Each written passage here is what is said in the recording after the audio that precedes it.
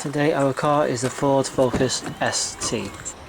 Go over to the driver's side, next to the steering.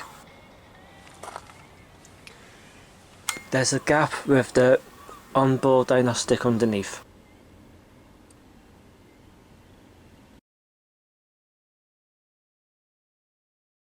We will go to the engine bay.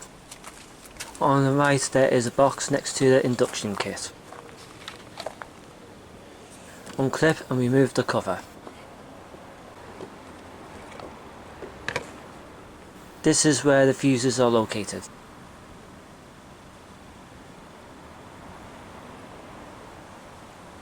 Be sure to like, subscribe to be notified of any more videos.